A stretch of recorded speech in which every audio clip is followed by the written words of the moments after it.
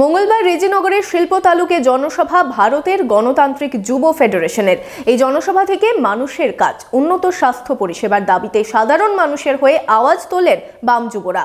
মনোবীক্ষণ polyclinic, চিকিৎসার জগতে এক দশক। এখন এখানে সব বিষয়ে ডাক্তারবাবু এক ছাদের তলায়। ফোন করুন 7477799515 এই নম্বরে। কাজ নেই রাজ্যে দেশে কোথাওই, এই অভিযোগেই কেন্দ্র থেকে রাজ্য সরকারকে নিশানা বাম যুব সংগঠনের। মঙ্গলবার রেজিনগরের তেঘরি নাজিরপুরে জনসভা করল ভারতের গণতান্ত্রিক যুব ফেডারেশন। রেজিনগরের শিল্প তালুকে মানুষের কাজ, উন্নত স্বাস্থ্য পরিষেবার দাবিতে সাধারণ মানুষের হয়ে আওয়াজ তোলেন বাম যুবরা।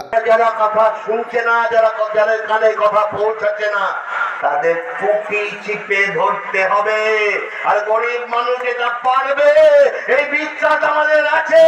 গ্রাম বাংলায় গরিব মানুষের হাতে কাজ দিতে হবে, এই লড়াই নিয়ে আমরা শপথ গ্রহণ করছি। রাজ্যে বেহাল কাজের পরিবেশ, প্রমোটারদের বেআইনি জমি জবরদখলে সরকারি মদত নিয়ে সরকারকে নিশানা করেন মীনাক্ষী মুখোপাধ্যায়। পিআইএম এর যা রাজনৈতিক লাইন, সেই লাইন অনুযায়ী গোটা দেশে বিজেপিকে আইসোলেট করা, বিজেপিকে হারানো এবং পশ্চিমবঙ্গের মাটিতে তৃণমূল বিজেপির বিরুদ্ধে জানকবুল লড়াই দেওয়াটা আমাদের, তাদেরকে হারানোটা আমাদের লাইন। সেই লাইনে আমরা সবসময়ই থাকব।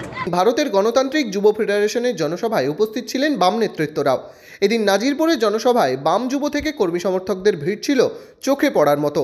জনসভার মঞ্চ থেকে ইনসাফ যাত্রীদের সংবর্ধনা ও স্মারক তুলে দেন বাম নেতৃত্ব। পাশাপাশি চলে রক্তদান শিবিরও।